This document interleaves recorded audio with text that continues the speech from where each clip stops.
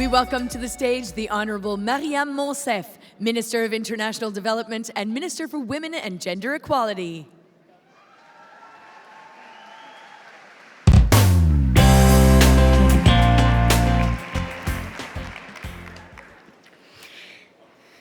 Good morning, Women Deliver.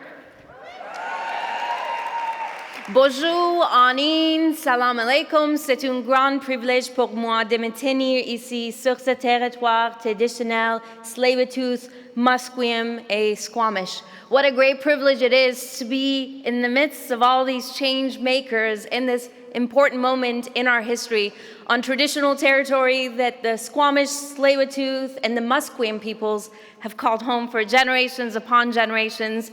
Many thanks to every single one of you and your teams for being here, to my own team for rocking it, to the team at Women Deliver for the big dream and bringing us here to beautiful BC.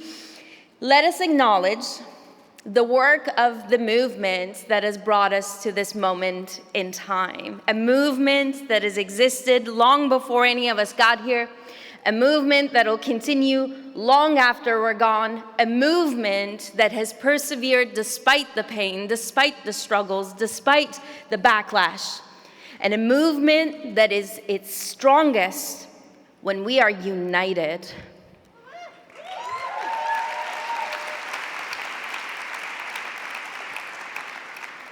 And a movement that is achieving accelerated progress because we have more men with us than ever before.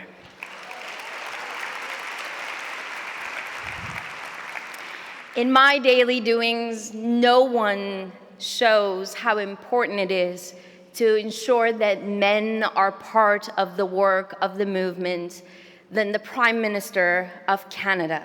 Please welcome to the stage the Right Honourable Justin Trudeau.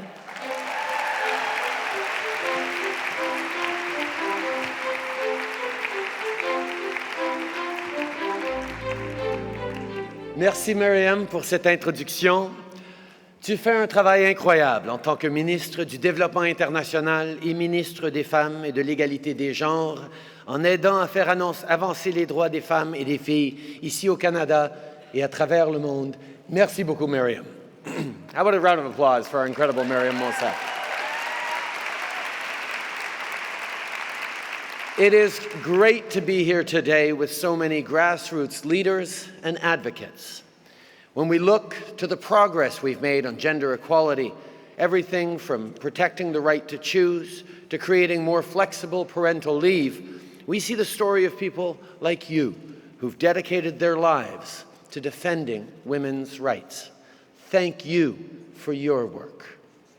But I know that it's not enough for me to simply stand up here and recognize your leadership. As a government, we have to stand with you as a partner and as an ally. Yesterday, at the opening of this conference, I talked about Canada's responsibility to lead, because the unfortunate truth is that we live in a world where rights are increasingly under threat. Women don't have to imagine not being able to access health care when they need it. They don't have to imagine being denied the right to choose what's best for their health and their future. For far too many people, that's the reality, and that's unacceptable.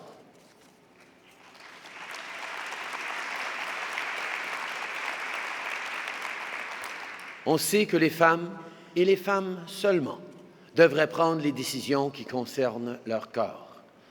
Lorsqu'on parle d'avortement, les femmes doivent avoir accès à des services sûrs et légaux. Pas juste parce que c'est leur droit, mais parce que les procédures non réglementées peuvent mettre leur vie en danger.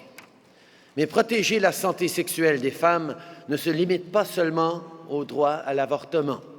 On doit aussi être proactif pour aider les femmes et les filles à prendre des décisions saines et éclairées concernant leur corps. On doit veiller à ce qu'elles reçoivent une éducation sexuelle complète dans nos écoles.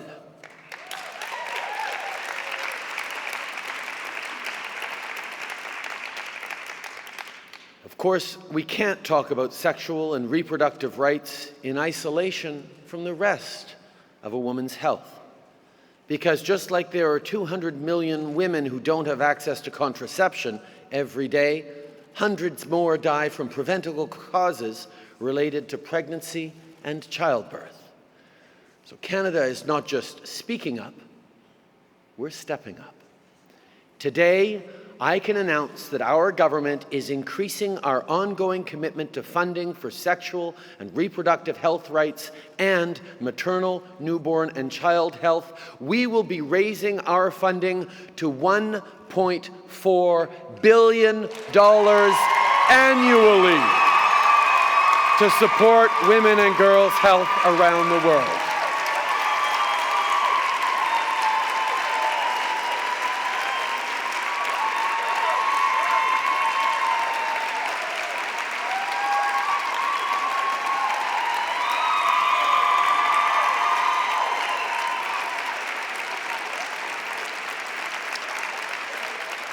And with $700 million of the annual investment dedicated to sexual and reproductive health rights, we're focusing on the most neglected areas of this field. This is a game changer that will empower 18 million women and girls in developing countries by 2030.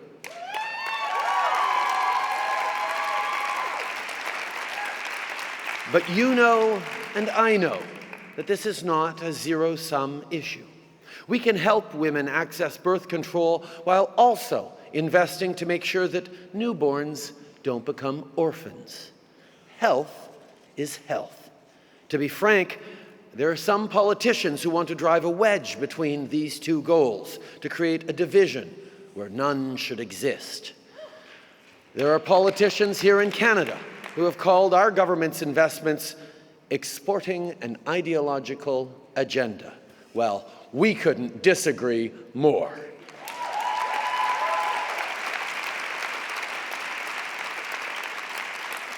This should not be a political issue. These divisions are playing out globally with devastating consequences, and women deserve better. The women who Minister Bibeau met in Cox's Bazar, who experienced unimaginable abuse and violence, deserve better. The women who Parliamentary Secretary Kara sat down with in the Philippines at a sexual health program, who are being empowered to make decisions about their own lives, deserve better. Si on veut réduire l'écart en matière de santé, on doit faire passer les femmes en premier. C'est pas le temps de faire de la politique. Je veux donc remercier tous les organismes à but non lucratif, dont 100 ONG canadiens qui se sont mobilisés pour cette cause.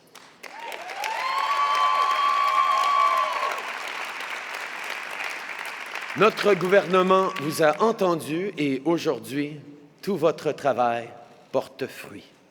Chaque femme, peu importe où elle vit, doit avoir accès à des soins de santé sûrs et de qualité. Here in Canada, we've made great strides over the last 50 years in expanding women's health services.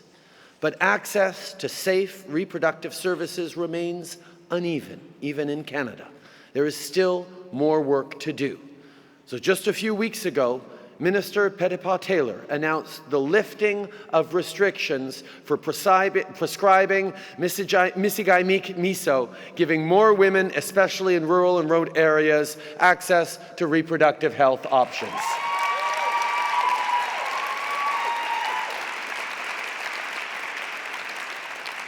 And our government is also investing in our researchers and our nonprofit organizations, like Ovarian Cancer Canada, to support their vital work in preventing, screening, and treatment for diseases that women are facing.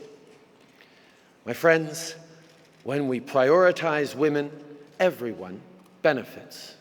When women are healthy, they can focus on making a positive difference in the world, whether as entrepreneurs, artists, or innovators.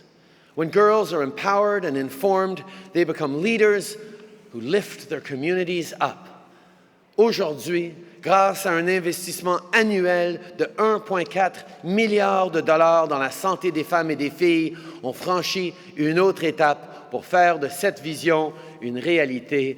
Merci beaucoup tout le monde. Thank you so much for your activism, for your strength, for your leadership. We are doing this together. Merci. Thank you.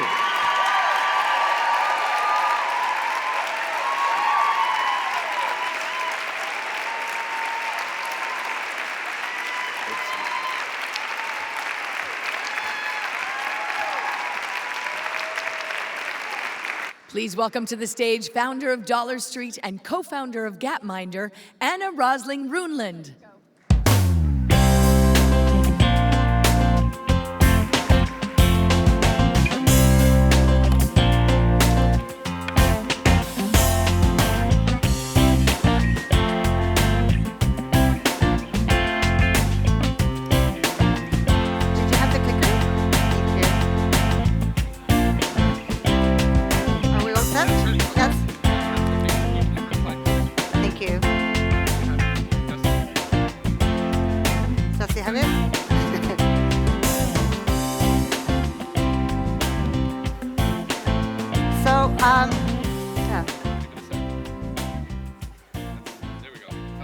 Wonderful. I was afraid to actually start talking since I only have 15 minutes and I have so many things I want to say. So while they were fiddling with the computer, I didn't want my minutes to start rolling. So that's why I stood here completely quiet, even though I could have started. So that was a smart move. So thank you, everyone. It's wonderful to be here. It's an amazing thing, right? I come from the Gapminder Foundation, and we're a small nonprofit based in Sweden, and we try to fight devastating misconceptions with a fact-based worldview that everyone can understand. And for the first years, this is me, Hans, and Ola, and we were the ones starting Gapminder. And yes, I didn't put the name because it looks ridiculous. I met Ola when I was 16. Hans was my father-in-law. Unfortunately, he passed away. But this is sort of the reason why we have the same name. And we're fighting boring statistics about important things because we notice people are very hard actually digesting information that looks like this. So we tried to develop different visualization tools. We did documentaries, exercises for classrooms, but we started realizing something was wrong. So we wrote a book because we had forgotten to tell people what we thought they needed to know. And we did write it. And we started with 13 fact questions. They look a bit like the ones you got. So very briefly, this is one of the first questions. Global climate experts believe that over the next 100 years, the average temperature will get warmer, stay the same, or get colder. Get warmer would be the consensus right now, right?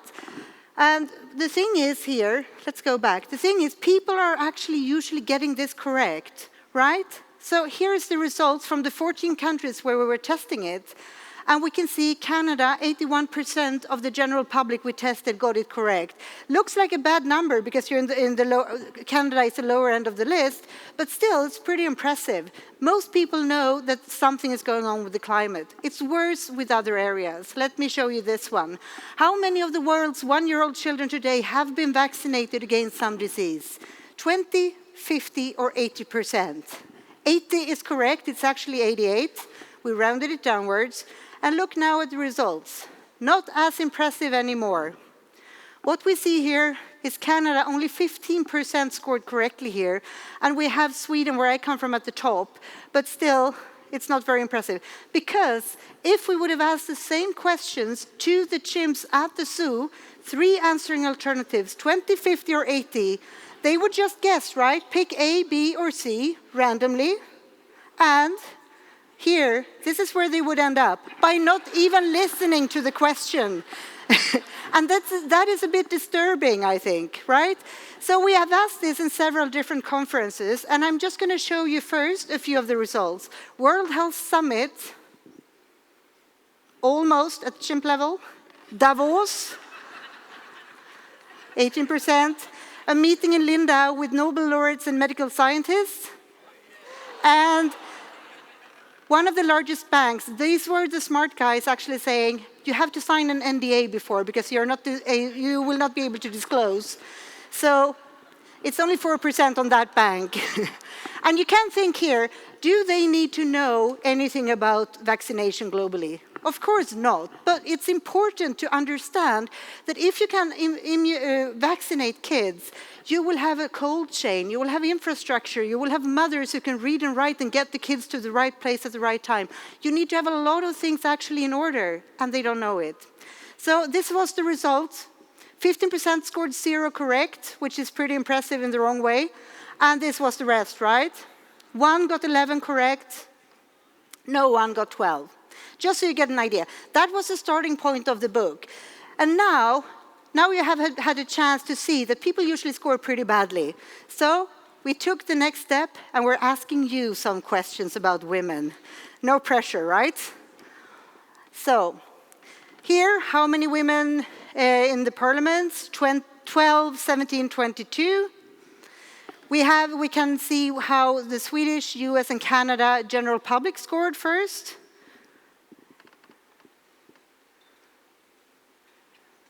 So do you think you were better than these groups? Oh, very quiet. Yes, you were actually. You can see, here you were much better, right? So, and we can just have a quick look, because it's pretty interesting. These are all the countries of the world, and we can see how the representation of women in parliaments have increased. It's a bit of a mishmash, and it can still grow more, but something is actually going on in a positive direction. On average, 30-year-old men have spent 10 years in school. How many years have women of the same age spent in school? Yeah, 9, obviously. So, these were the audiences we tested. We have Canada down here on 20. What about you? Do you think you beat the Canadians? No, you don't. And I see some empty seats there. It was only 1,000 of you who actually answered this, so probably it was those people, right? They're not here now. So never tell anyone that you actually answered, right? Keep it as a private secret. Here we can see what has happened to women. Let's see. Here, this is the mean years in school.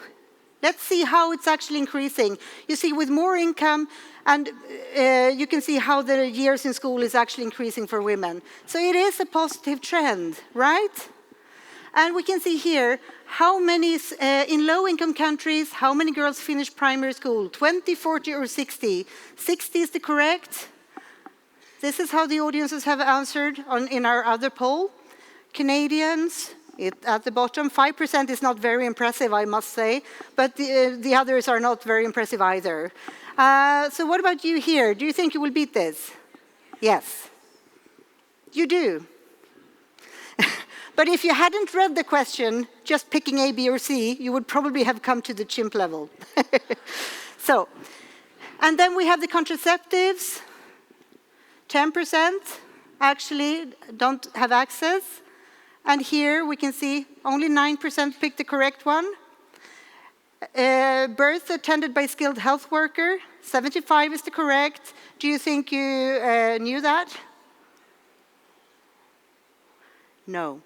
So now I feel like a party pooper. So, I mean, the rest of the conference will just be amazing for you, right? So many learning opportunities. So here then, men have on average gone 10 years to school, and how many years have women gone to school? 3, oh, sorry. Is it 3, 6, or 9? And it's actually 9 who is the correct answer. And this is how your results on all the questions. And if we look at your result here, this is how your results are scoring. And you can see there is room for improvement, right? You have 3 people who scored totally correct, so we congratulate them and let them lead the movement forward, right? So, and the reason why I do this is, of course, not to shame you, but we have a problem that when we think we know something, we become ignorant about our own ignorance, and we have a hard time relearning. So that's why we're sort of scratching, so you can realize that usually we're wrong about the world around us. But why are we? Because in a study, people were asked, do you think the world is getting better or worse? And look here, US, for instance, only 6% said they think the world is getting better.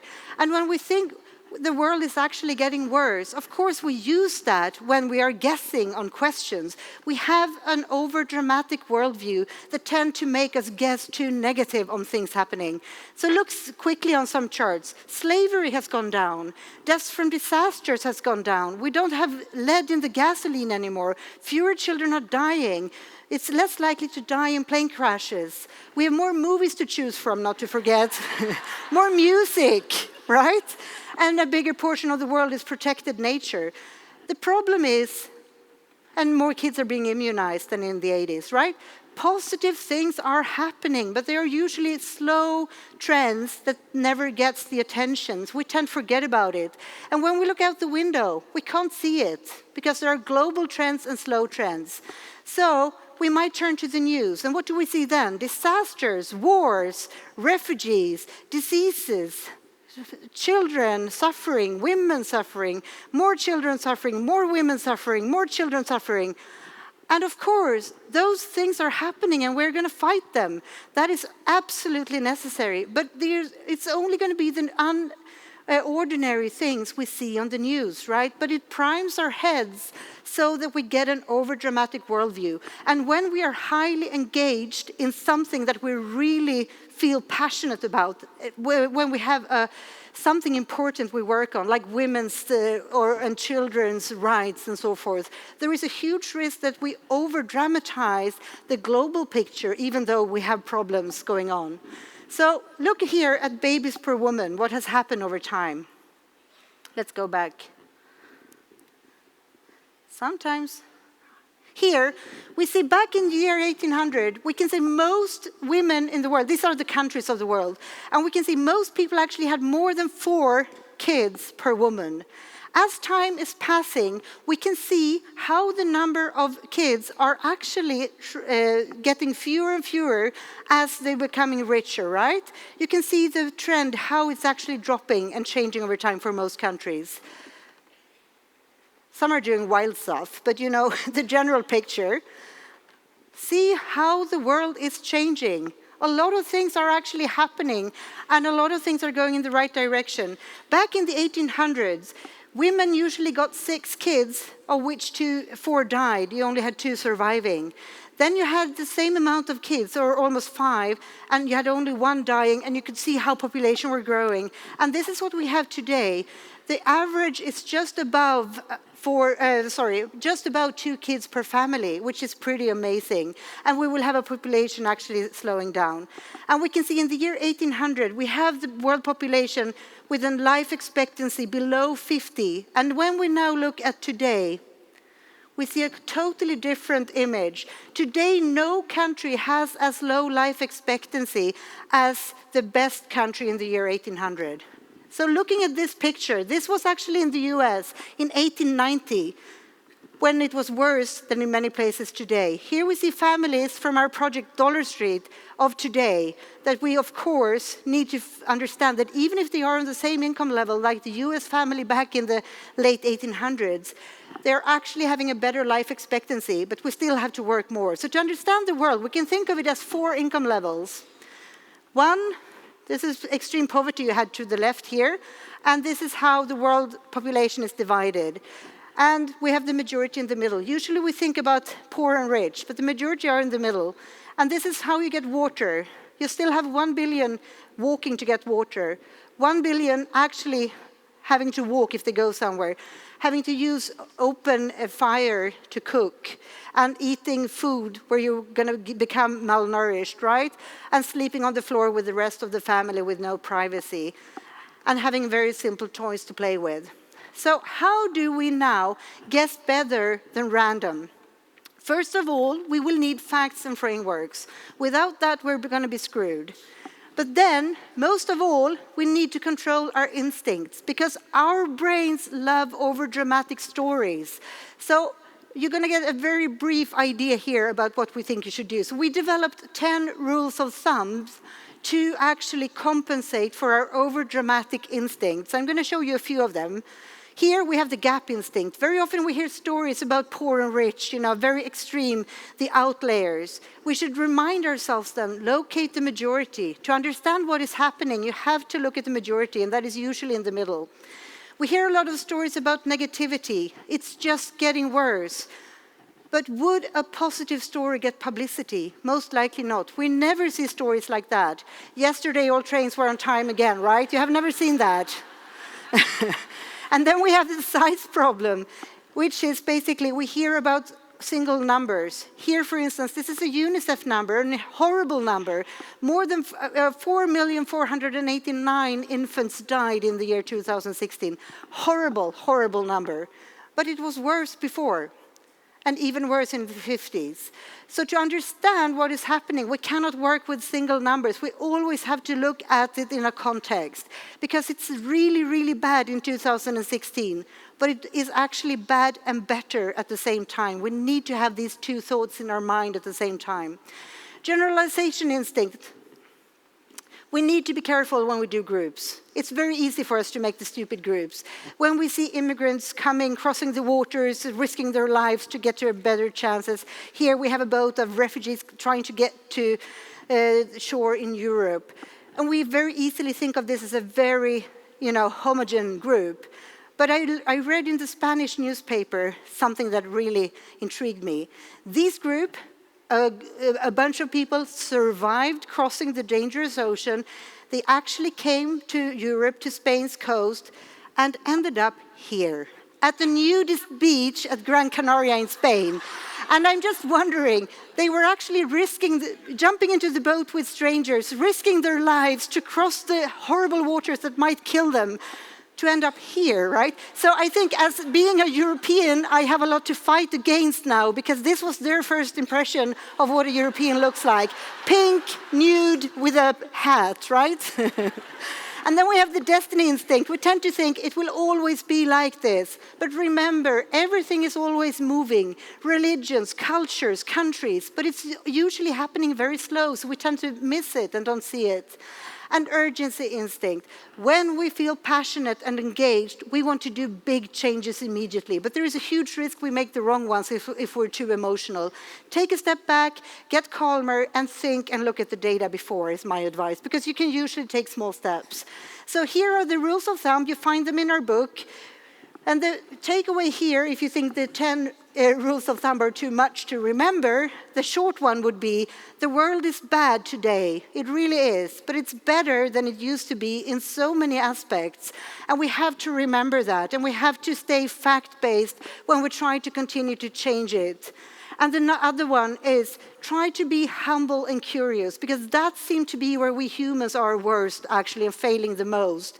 And it's only when we're humble and curious we can relearn and change and actually move forward and learn from each other. And use all your energy and power and good intentions and continue to do a big difference in the world. Thank you so much for having me here. Hi. So, I think, just one last note. I think we shouldn't let the world keep 1 billion people in extreme poverty having to live like this. I think that is a mission we have to remember. So, thank you.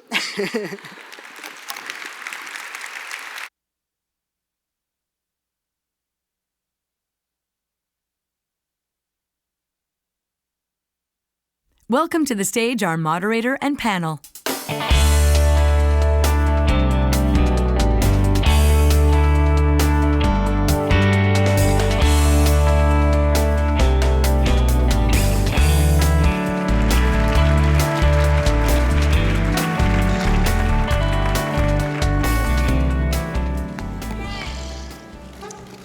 Good morning, everyone. Good morning. You awake? Good morning, everyone. Good morning. It is wonderful to see so many of you here this early, looking bright and cheery. My name is Aisha Sasay, and it is truly an honor to be here with you at Women Deliver for the very first time. You are all looking, as I say, bright, cheery, and optimistic. I want you to hold on to that optimism over the next hour as we take a long, hard look at the state of progress when we talk about the SDGs and specifically the gender targets. How much progress are we making towards meeting 14 of the 17 SDGs when we talk about gender? That's what we're going to be discussing over the next hour. Some of you will have seen that there was an SDG gender index released yesterday.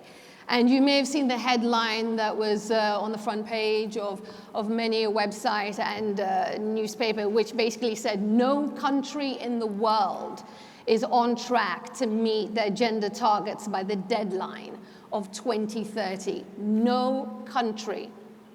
So hold on to that optimism. We're going to take a long, hard look at where we're at and where we're going. Thankfully, I have an amazing panel here to help me figure this out, to give some much valued perspective. I'm going to introduce them right to left. Please give them a warm round of applause to welcome them. We've been here, Phumzile Lambo-Ngcuka, United Nations Under-Secretary General, Executive Director, UN Women. You can do better than that. A louder round of applause, please. Mariam Monsef, you met her already, Minister of International Development and Minister for Women and Gender Equality, Government of Canada. Joanie Marlene Bewa, founder, Young Beninese Leaders Association and the UN Young Leader for the SDGs. Winnie Byanyima, Executive Director, Oxfam International. Ken Fraser, Chairman of the Board and CEO, Merck & Co. Incorporated. And last but not least, Peter Sands, Executive Director, the Global Fund to Fight AIDS, Tuberculosis, and Malaria. Let's jump right in. I'm going to remain standing, and you may see me wander. I haven't lost my mind. I am wandering with intent. Phumzile, to start with you. As the head of the UN Women Agency, you are fitting place to begin. You said in February 2018 that the progress towards meeting the SDGs for women and girls was, in your words, unacceptably slow. And then fast forward 16 months, we get this SDG gender index yesterday, which then goes on and says that no country is on target to meet those points that we want to see when it comes to gender. Give us a much needed perspective on where things stand now. Yeah, thank you so much. And I just want to start by congratulating Canada for this wonderful announcement we just heard this morning. I think in the world there should be something like Prime Ministers Without Borders, so that some Prime Ministers and Presidents can be everyone's Prime Minister and President. So where we are now, sadly, the progress is slow as well as limited in scale.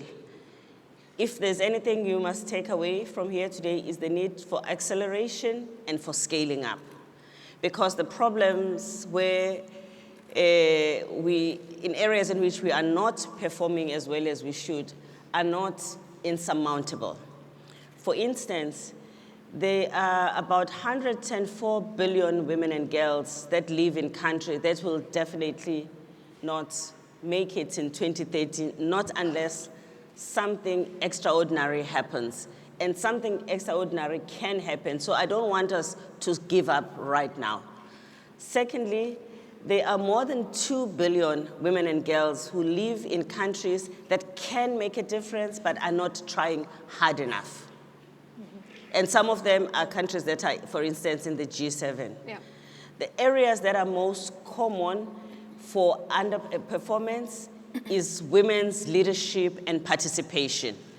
That is not unsolvable. Am I right or am I right? The second area is the area of ending violence against women. That is also solvable. Someone beats up a woman, and that can be stopped.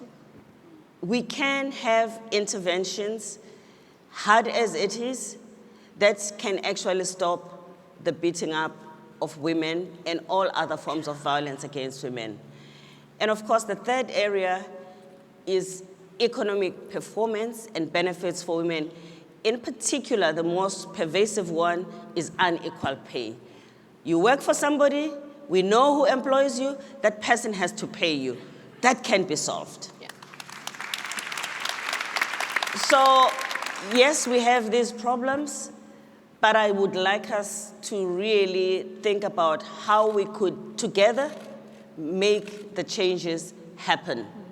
Because if we push together, jump together on the same issues in every corner of the world, we will make a positive earthquake. Thank you.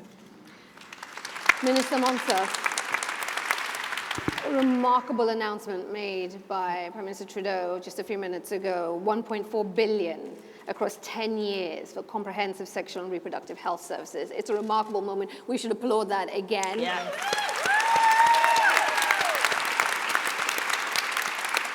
But I do want you to put that in context for us as to what that means for Canada meeting its SDG targets.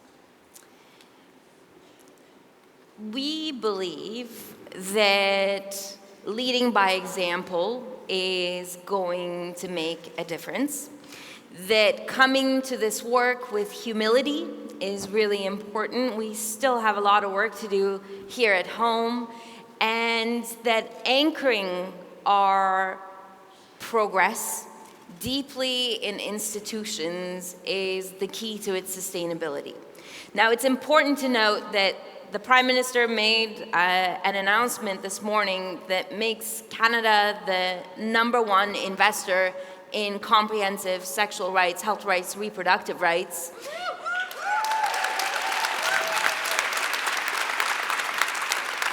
On Sunday, I made an announcement that is investing up to $330 million in grassroots women's organizations at home and abroad, making Canada the #1 investor in women's rights organizations.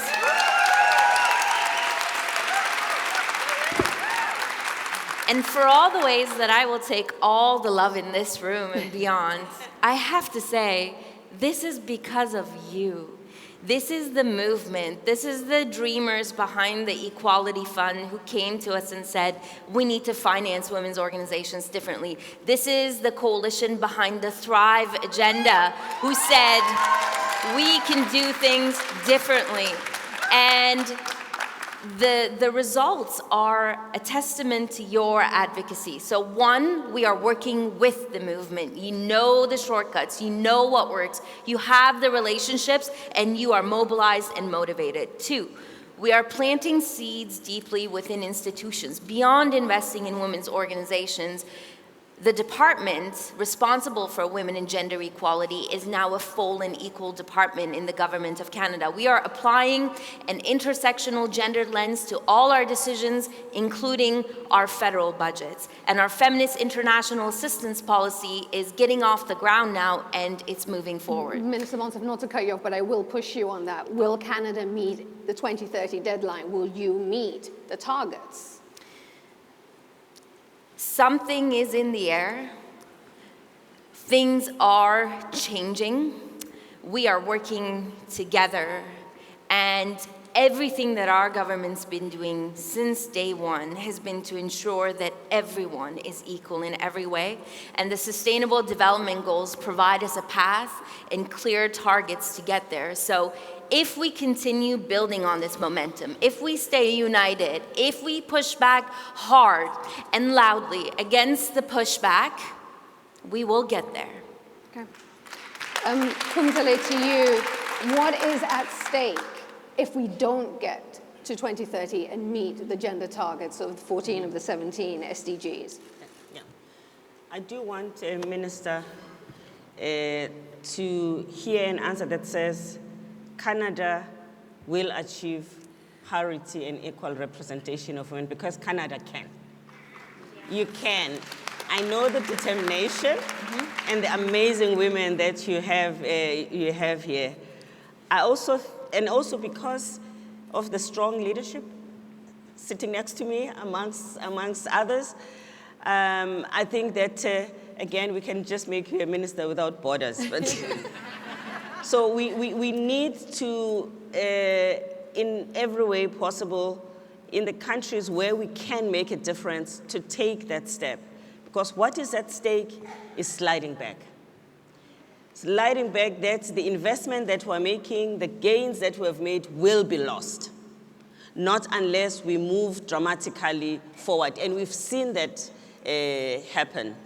What is at stake if we don't make progress is that we'll create nests of communities that are fertile for terrorism, for children to be recruited as terrorists. What is at stake is the progress that we have made in fighting poverty could slide back, and the extreme poverty that in the last 30 years we've done so much to bring down can actually come up. And what will then happen is that the next generation could be worse off than the current generation, and not under our watch.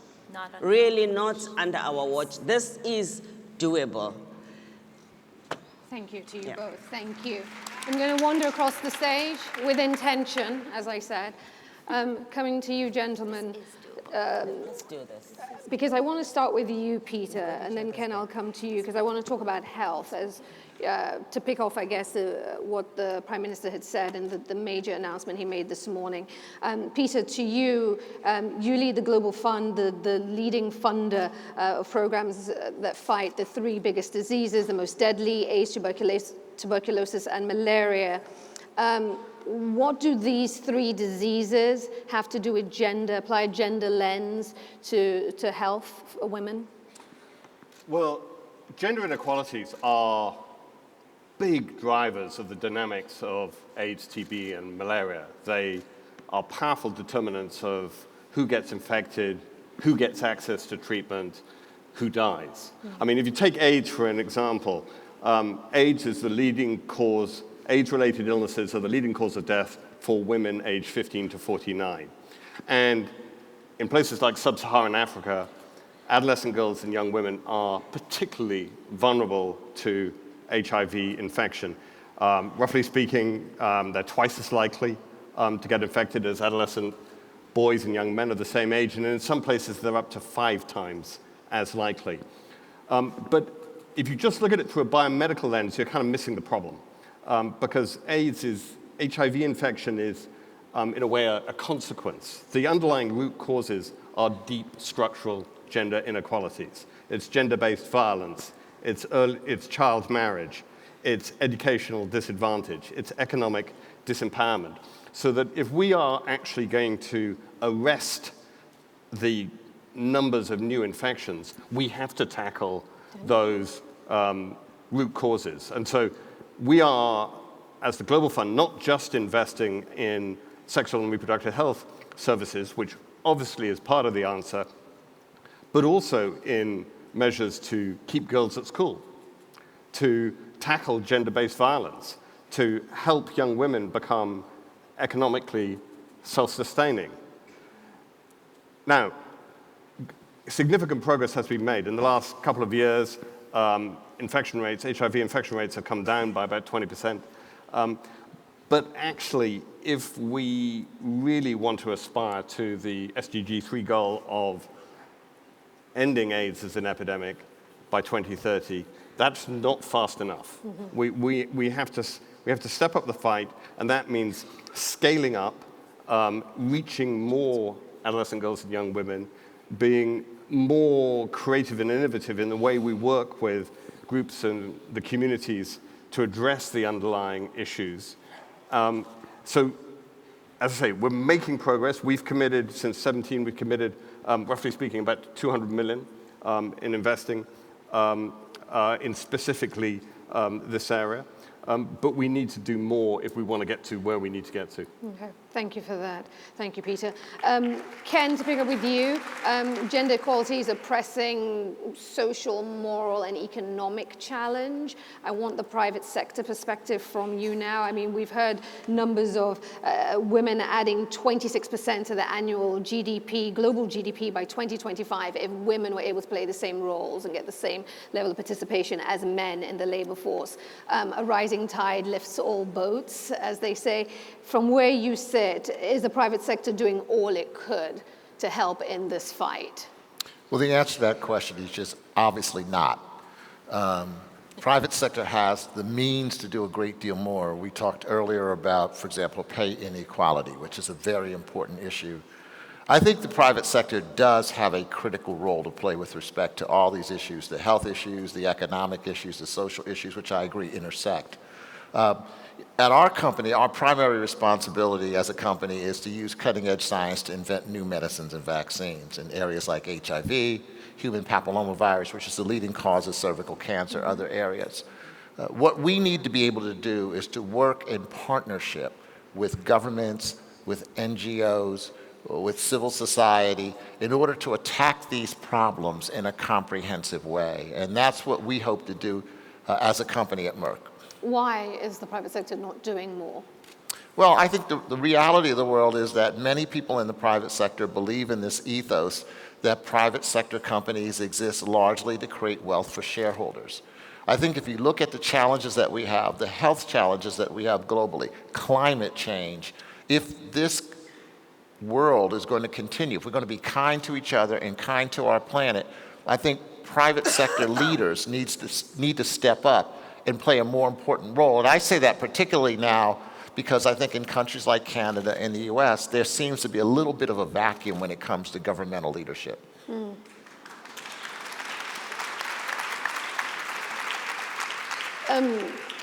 What's your view, Peter, of the private sector and how they could work with you?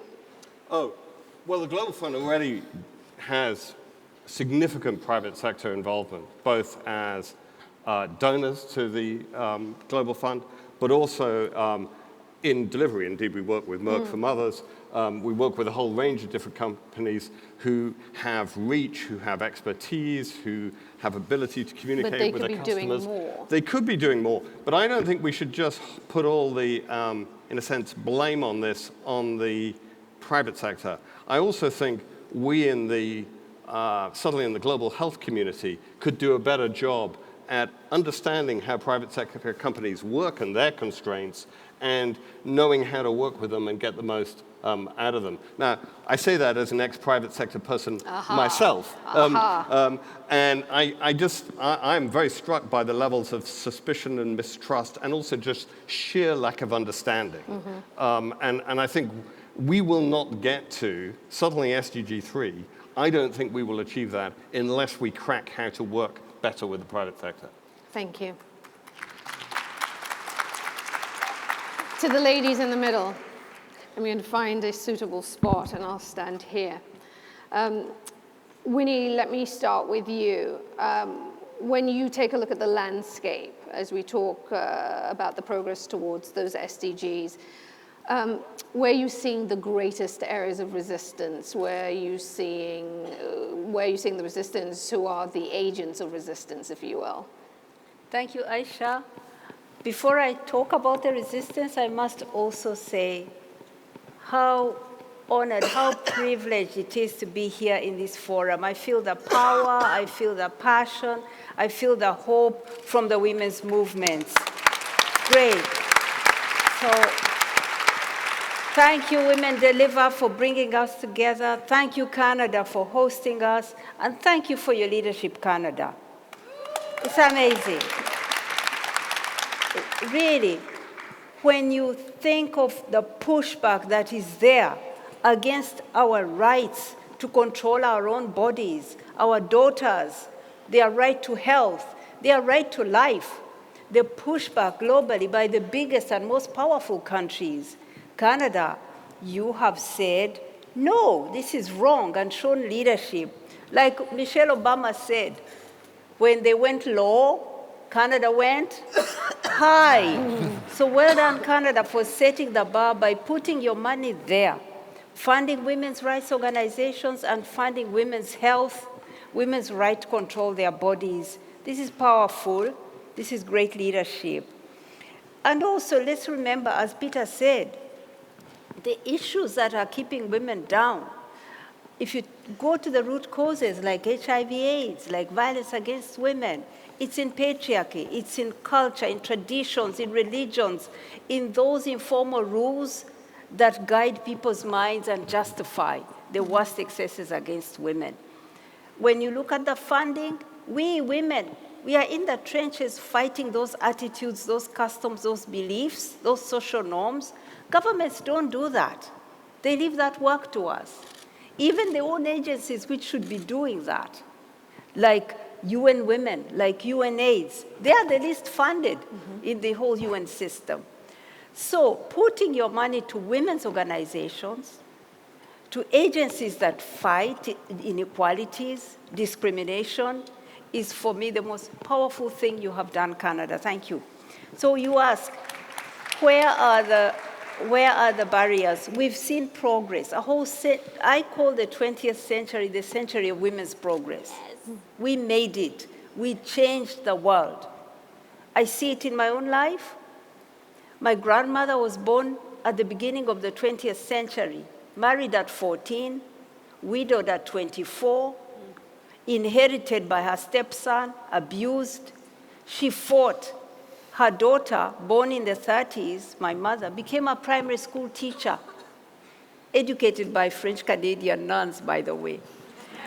And then she started a women's club. She fought early marriage. She fought to keep girls in school. And here I am, her daughter, at the end of 100 years, leading a women's rights organizations. Oxfam, we are women's rights. So, yeah. 100 years of progress, but barriers are there, and I'm going to mention 3, Isha. One, what Phumzile said, this power to make decisions in the home, in the community, in the world, in our countries. This power we don't have. How can we have today countries called democracies? Democracy is power of the majority, representative government. How can you call a government which has 21% women in it a democracy? How? We must change that. We must change the norm. If in the United States 23% women are in the Congress and Senate, then it's not a democracy. If the UK, which gave us democracy in the 13th century, has only 32% women in the parliament, it's not a democracy. So we must change the norm and push against this acceptance that when women are absent in decision-making, it's okay. So that's one. And it's, again, in patriarchy, it's in the culture, it's in our traditions, it's what we believe is right. It's not right for women not to have half the say in all decision-making at every level. Second, the violence against women. We've done a lot. We've fought since Beijing. 144 countries have laws against violence against women. But impunity still abounds. And why? Why? Because it is acceptable in people's minds that you can beat up a woman, that a boy and a girl who are dating, he can use violence on her. So we have to deal with the minds, the social norms, the informal rules. Again, I repeat, it's not the duty of only us in civil society to do this. We want to see governments take this on. We want to see them fight the social norms, the patriarchy in society. So violence against women is a huge area, and I think tackling social norms is a weak link. We need to do more there. The third, and last, is in the economy. You know, we are crushed at the bottom of the economy. And why? Because governments insist on counting only the things that men do and leaving out the rest of the things that we do, women. Yes, they count growth. Growth is about what factories produce. It's about the roads that are built. It's not about the children we raise. It's not about the old people we look after. It's not about the food we cook, the shirts that we clean for men before they go to work. All this stuff we do that's called unpaid care work. And she points at you, Ken. Yeah, I do. Because we do a lot to get a man out there to work. But that work is not counted. So the way governments count the economy has to change for women to have their place in the economy. Secondly, the way businesses are run. Businesses are run. They just treat women like trash, sorry to say. At the bottom of the economy, that's where women are. In Canada here, my friends in Oxfam, Canada tell me about hotel workers.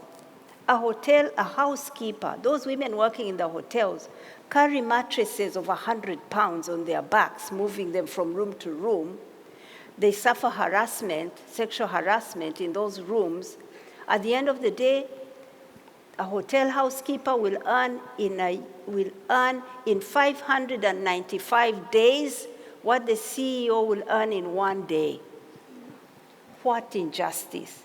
Business has to run differently. We have to have equal pay for equal work. We have to have jobs of dignity. Yes. Jobs of dignity. Women can't be crushed at the bottom. Our rights will never be realized until we change the business model. Sorry, Aisha. No, I stopped there. It was impassioned and it needed to be said. So thank you for that, Winnie.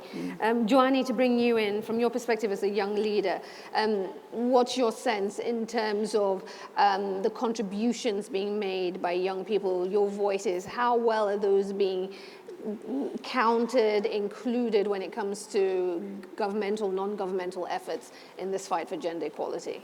Thank you, Aisha. Before I start, I would like to, Yes. I would like to congratulate the government of Canada for this exceptional commitment. The world is watching Canada, the world is learning from Canada, and the world is inspired by Canada. So, une fois encore, toutes mes félicitations au gouvernement du Canada.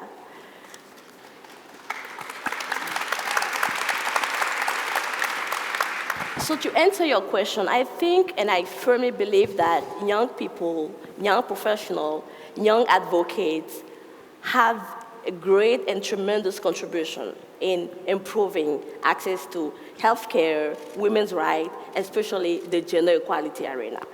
However, those contributions are not necessarily always integrated or translated into policy or program. Do you know that in this room only, we have plus 1,400 young people, young change makers, young innovators who are driving change in the community?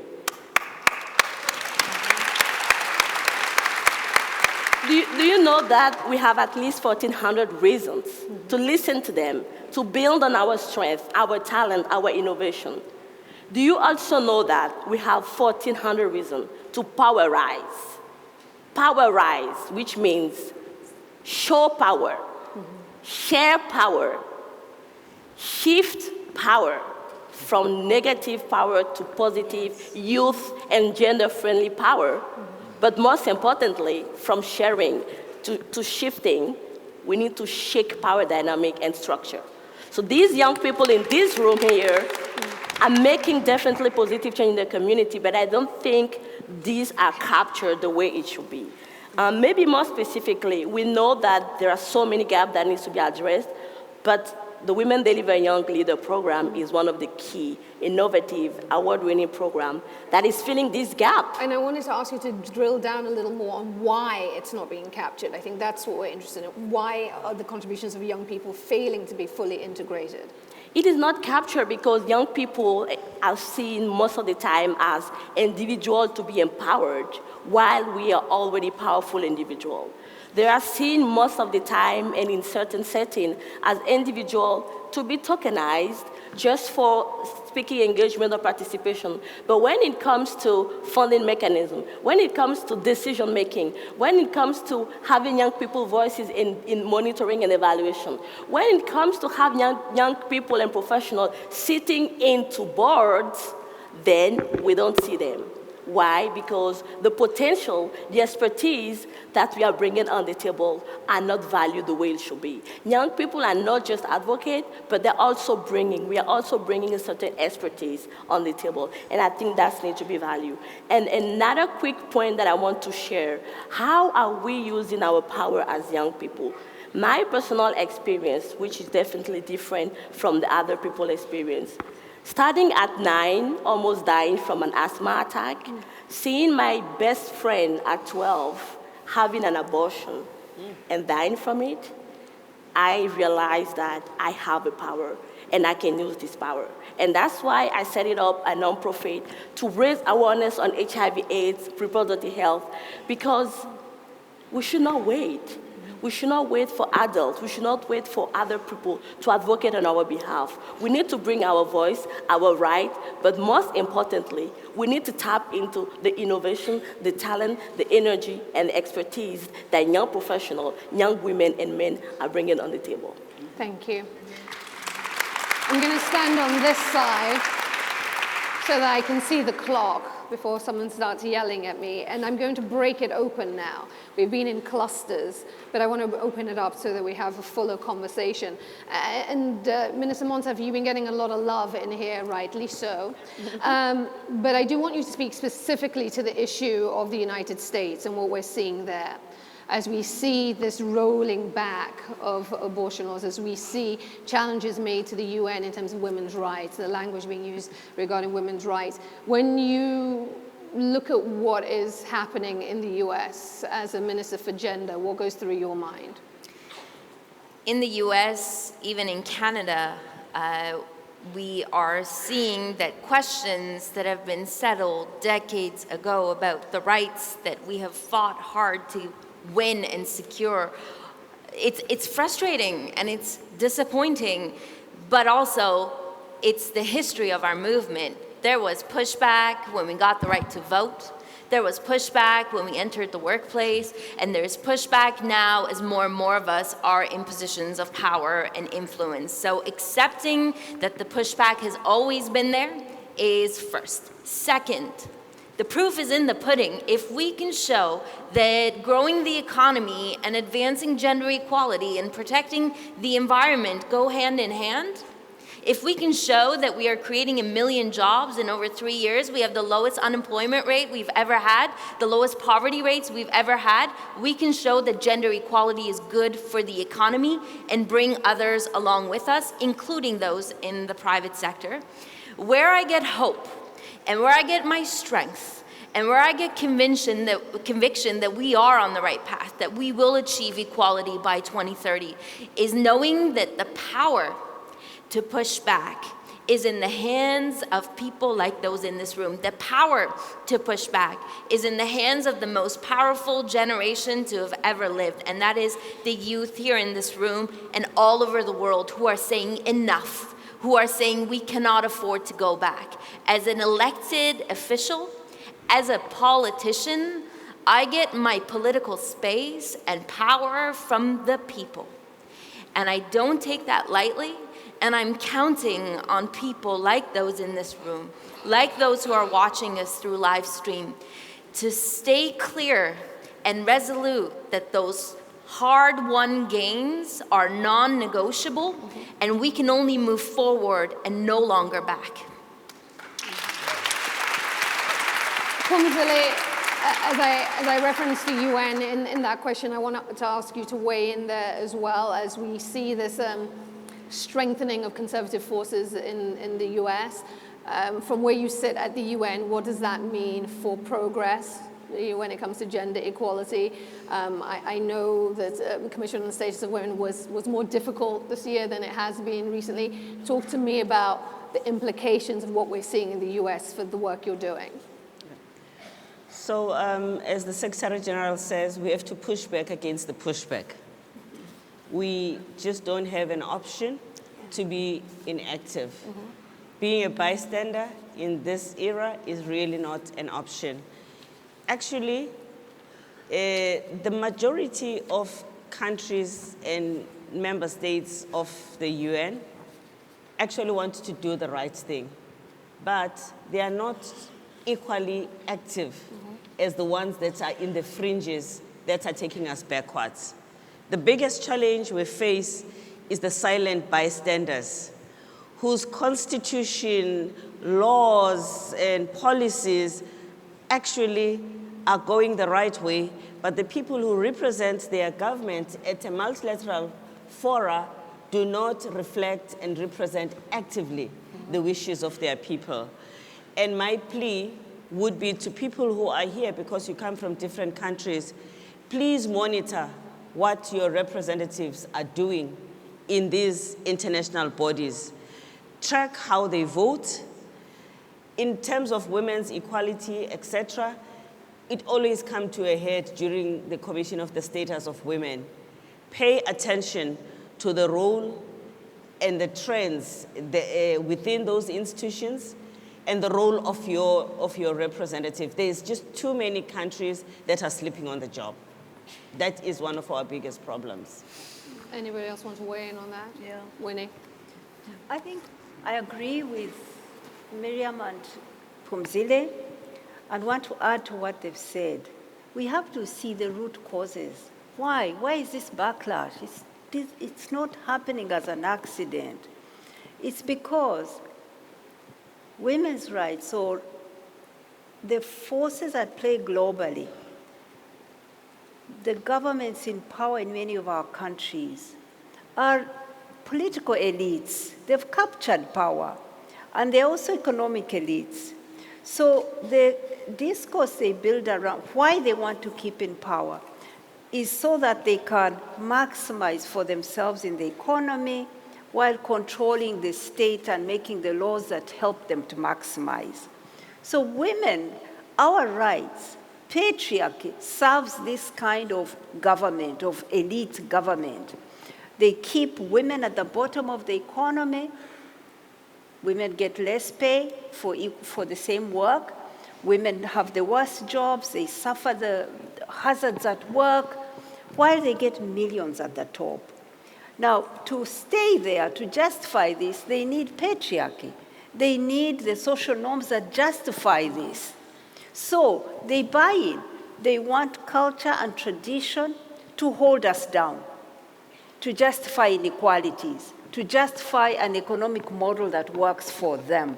Oxfam came out with a report this year that 26 people, just 26 people, almost all of them men, own as much wealth as the bottom half of humanity, 3.8 billion people at the bottom.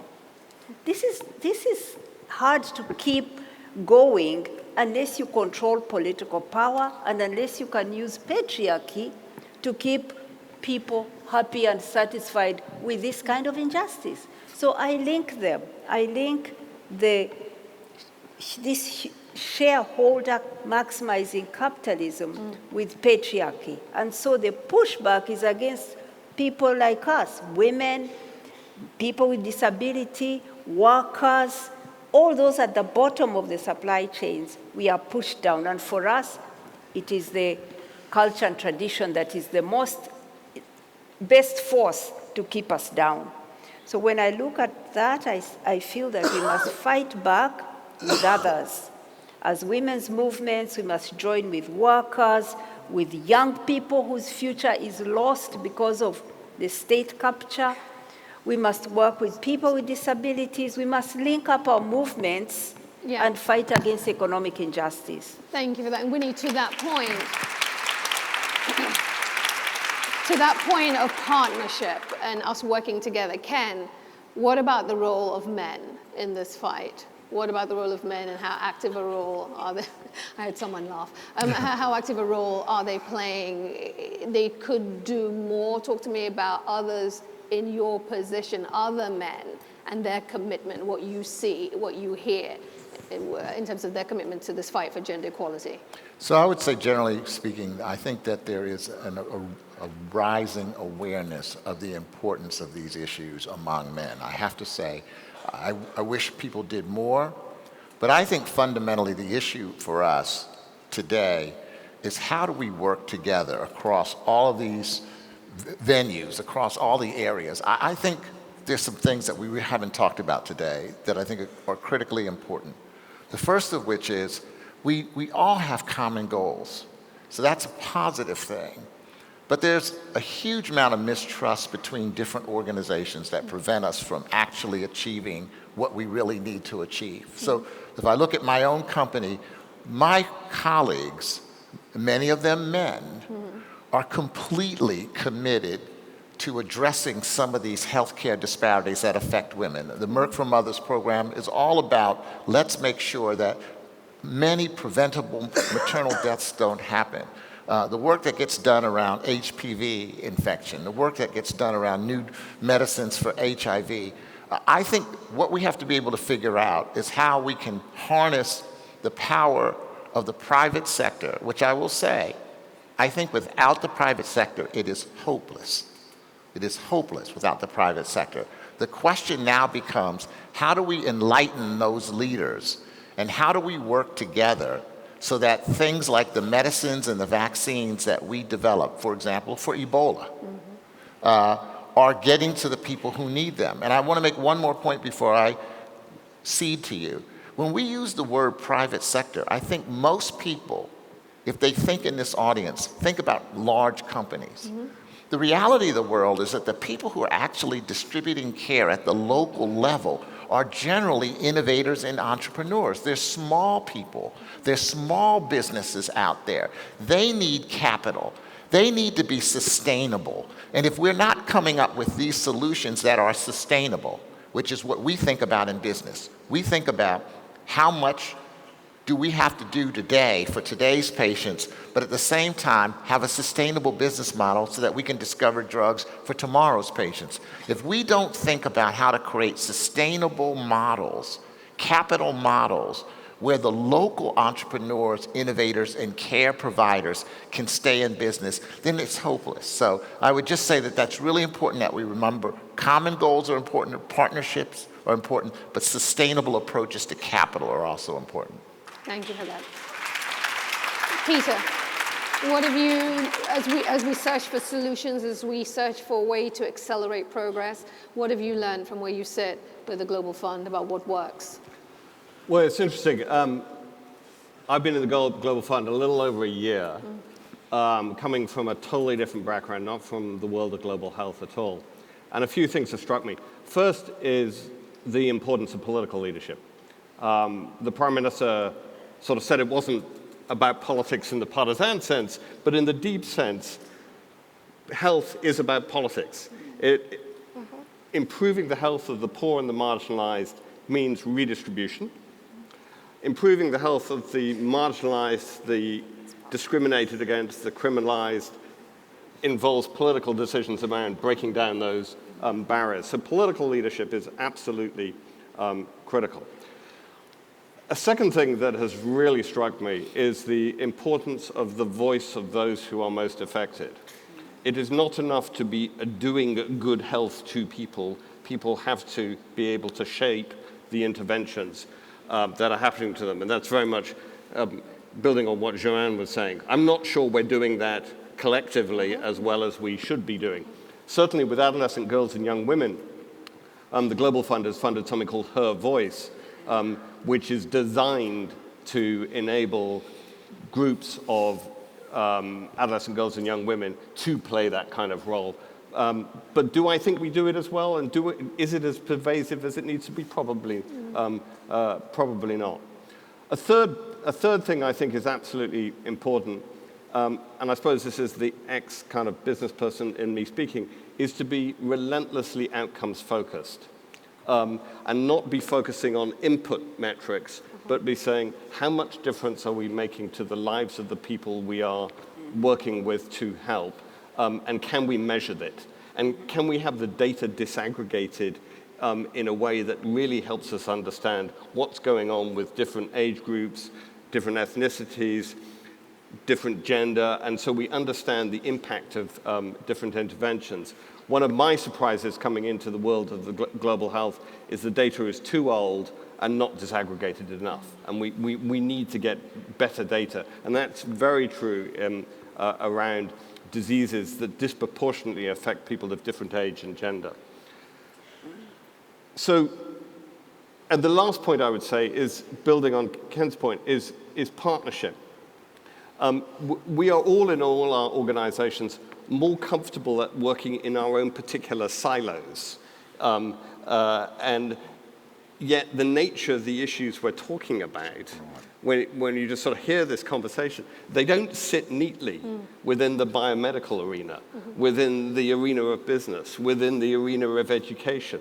Actually, we have to work together, and that can mean sort of going outside your comfort zone in the types of things and the types of partnerships you create. And I think we need to be prepared to take some risks in doing that, to be prepared to experiment, and to be prepared to invite people into our decision-making who will disagree with us.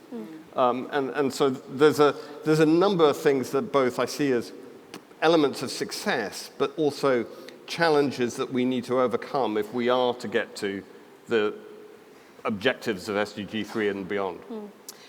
As a former news anchor, I'm very aware of the time. We have about 8 minutes left. I have 6 of you on the stage. I want to ask each of you, and so you have just about a minute or so, each of you to say and share with us all what gives you hope as you look at the road ahead. What's your one move? What's your power move? How will you use your power when you leave here? Phumzile. What gives me hope is the extent to which younger people have been mobilized and mobilized themselves into the causes of our time, from gender equality to climate change. That is something to build on strongly and to invest in. We need to invest much more to these movements that are led by young people and in grassroots.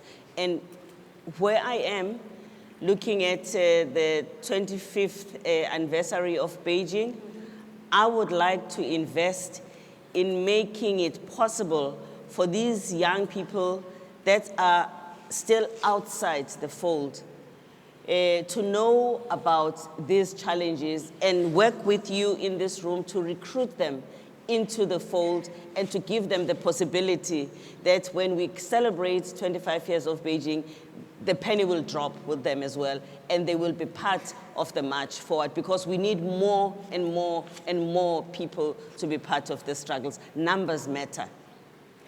Thank you. Minister Monsef, same question to you. I have lots of hope. I get my hope from a feminist prime minister. I get my hope from Canadians. I get my hope from young people.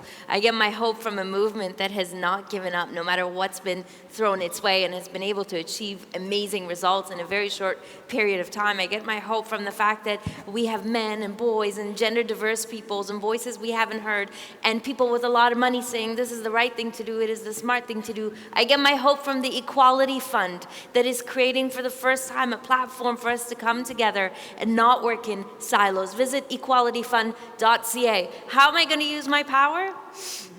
I'm going to tell this story of us coming together, the largest gathering of feminists, I believe, in the 21st century so far. I'm going to tell this story again and again and again. And how am I going to use my power? Well, we have an election coming up, so I'm going to work really hard to keep my power. Good.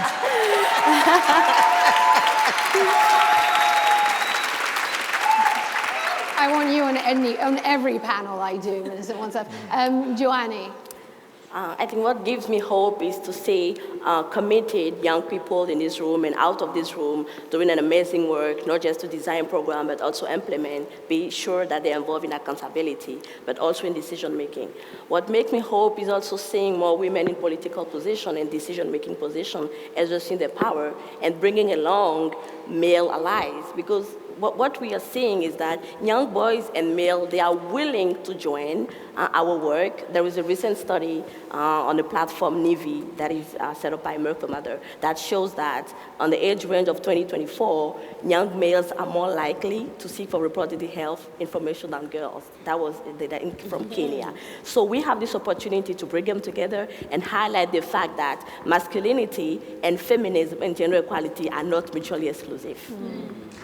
And I will use my power to powerize. I will use my power to powerize, to share power, to shift paradigm, to shake power, and more importantly, to work with you. Thank you. Thank you. Winnie? Yeah, for me, what gives me hope indeed is the young generation.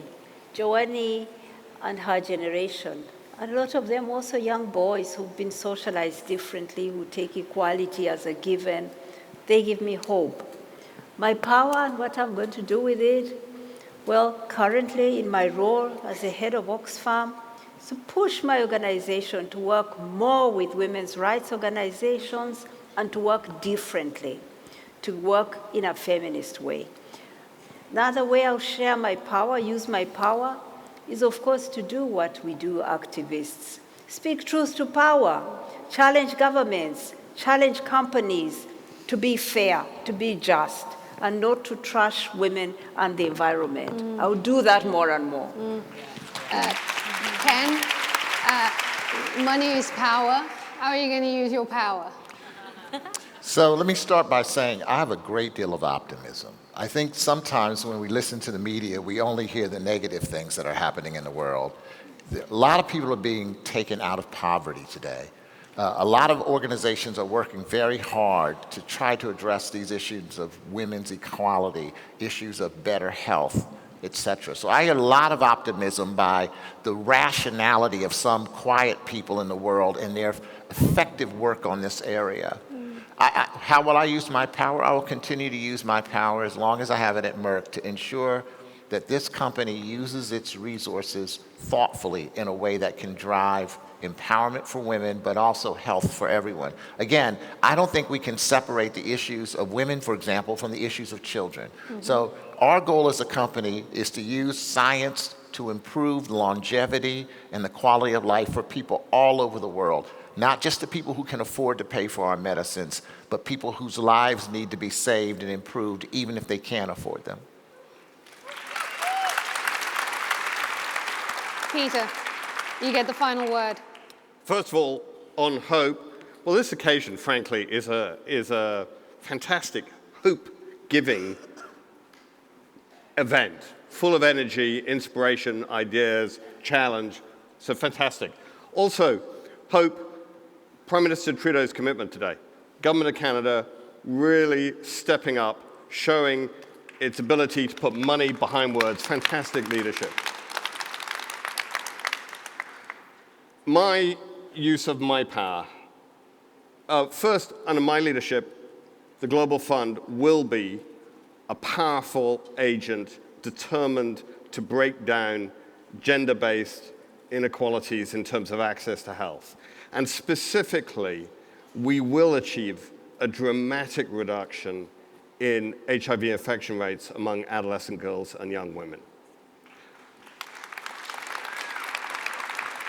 And as a more process point, picking up on a theme that my colleagues on the panel have mentioned, under my leadership at the Global Fund, we will get even better at hearing and engaging the voices, not just of affected communities as a whole, which is very institutionalized within the Global Fund, but specifically of youth and even more specifically of adolescent girls and young women, because I think that's a vital part of us being able to do our jobs properly. Thank you. And for my part, I just want to say that I draw hope from seeing every single one of you here in this room and being at a gathering like this. I think the key is partnership. It is working together. It is hearing everyone's voice and everyone being included and valued. I want to thank everyone on the panel. Please give them a warm round of applause as you show your appreciation. Thank you, Phumzile, Minister Monsef, Joannie, Winnie, Ken, Peter. Thank you so much, and thank you. We now welcome to the stage former Prime Minister of New Zealand and Women Deliver board member Helen Clark, who will announce the winner of the Delivering for Girls and Women Award.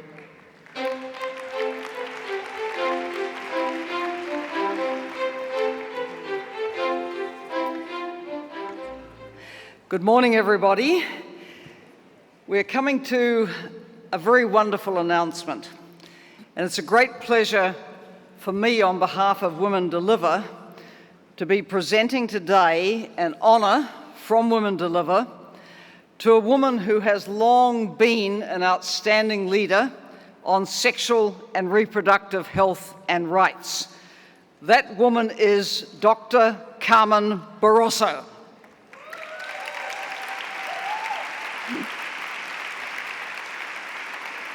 So,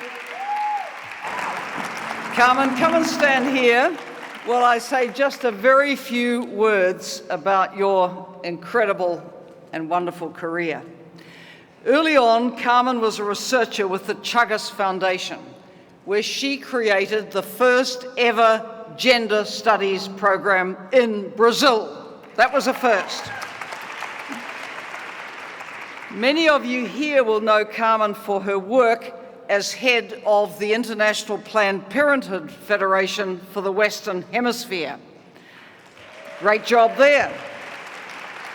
But way before that, Carmen was also leading as director of the MacArthur Foundation's population program. And from that position, she supported women's organizations around the world and helped to make the landmark Cairo Conference of 1994 adopt a human rights paradigm.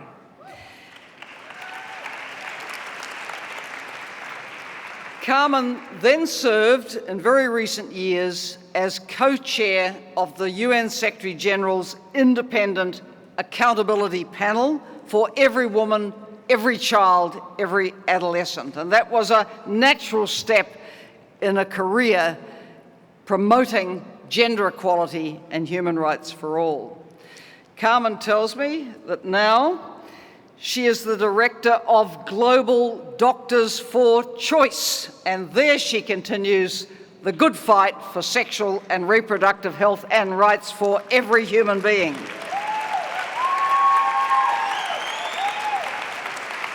So, please now an especially big hand for honouring Dr. Carmen Barroso, recipient of the Women Deliver Award for delivering always for girls and women. Congratulations, Carmen.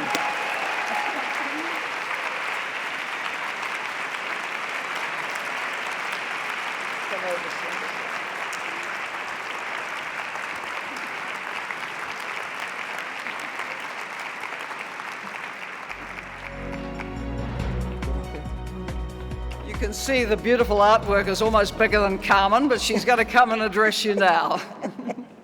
Thank you. What an honor to receive this award from Women Deliver and from Prime Minister Helen Clark. It's a capstone in my long and happy life.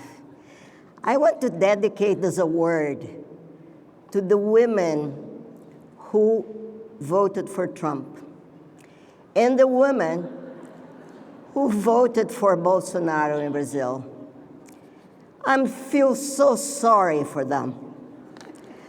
I hope Women Deliver creates new approaches to deliver them from the tragic misconceptions that led them to put their world and our world in such a huge danger. I thank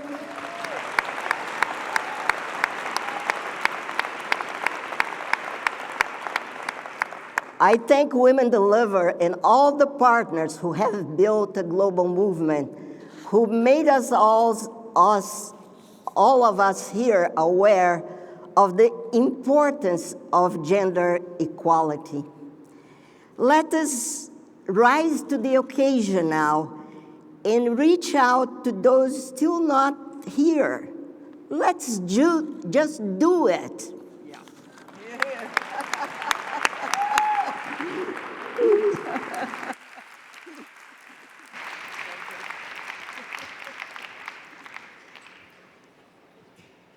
This concludes our plenary session. Ainsi s'achève cette séance plénière.